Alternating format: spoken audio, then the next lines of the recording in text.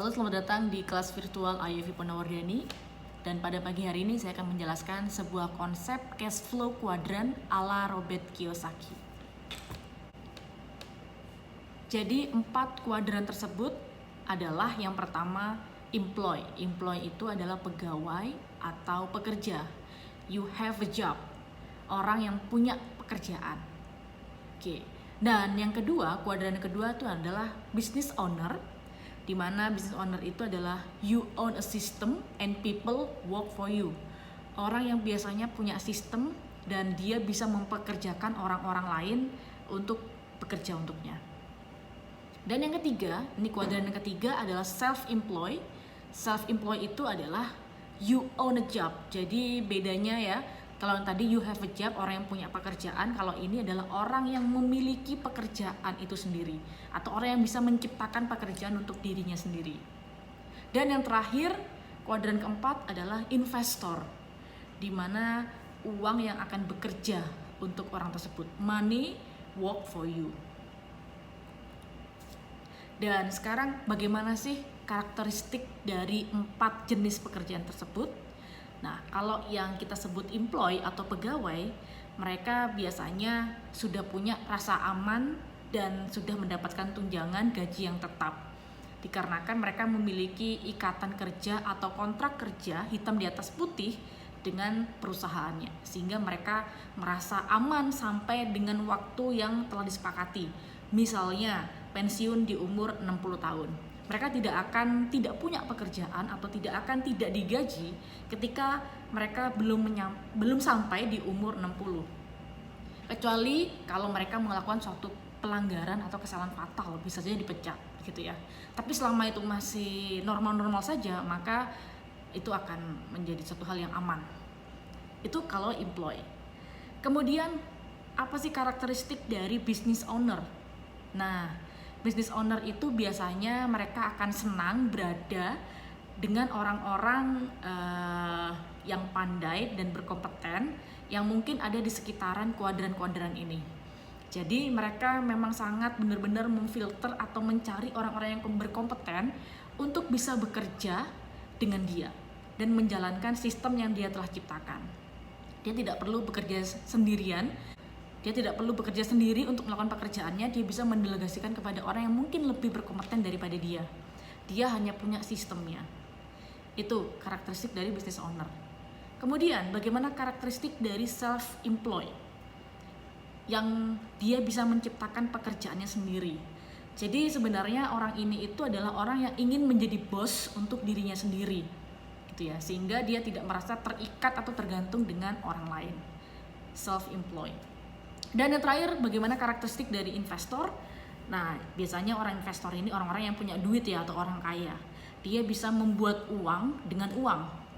Dia menginvestasikan dananya atau duitnya ke suatu pihak atau lembaga, di mana nanti uang tersebut akan mendapatkan bunga atau mendapatkan tambahan dengan cara kerja uang tersebut. Sehingga dia tidak perlu melakukan apa-apa, hanya menaruh uangnya saja dan uangnya akan bertambah.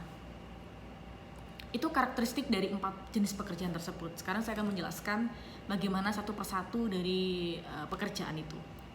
Sekarang employ, tadi saya bilang adalah rasa aman. Jadi biasanya kalau kita ngomong aman, itu adalah kata yang sering digunakan untuk memberikan reaksi terhadap rasa takut ya. Jadi memang kebanyakan orang itu takut kalau dia tidak bisa bekerja, atau orang takut kalau dia tidak bisa punya uang setiap bulan.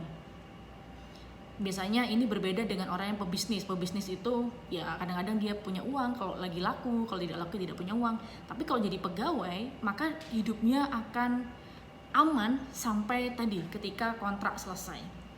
Ya, ketika mereka sudah di umur yang cukup tua, mereka akan mendapatkan dana pensiun. Itu akan membuat mereka merasa lebih menjadi aman. Ini kalau di Indonesia adalah PNS. Gitu. Ketika mereka tidak bekerja, maka negara akan tetap membayarkan dana pensiunnya.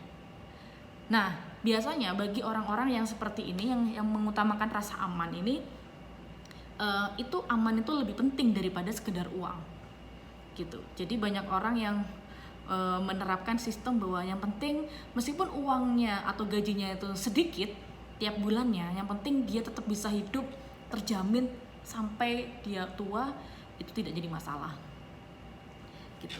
Yang terpenting bukanlah apa yang mereka lakukan, tetapi perjanjian mengikat yang mereka miliki dengan organisasi yang mempekerjakan mereka. Gitu ya. Nah, itu kalau employee. Bukan uang tapi rasa aman yang dia beli. Yang kedua adalah business owner. Ini sangat berkebalikan dari employee. Orang yang suka mendelegasikan pekerjaannya. Mereka punya mutu seperti mengapa harus melakukannya sendiri kalau orang lain bisa lebih punya kompeten, bisa lebih baik daripada kita sendiri yang mengerjakannya. Atau kalau saya bisa menyewa orang lain untuk melakukan pekerjaan untuk saya, dan bahkan mereka bisa lebih baik daripada saya. Gitu. Nah, dan sini ada suatu quotes yang dikatakan oleh Henry Ford. Ya, Henry Ford mengatakan bahwa biarlah orang-orang yang berpendidikan yang berpikir.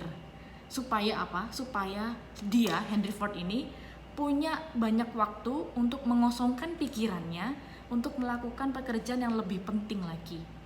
Jadi sebenarnya business owner itu orang yang mungkin tidak pandai dalam satu hal, misalnya tidak pandai dalam keuangan, tidak pandai dalam produksi, tapi dia memiliki orang-orang yang pandai di situ dan dia pekerjakan.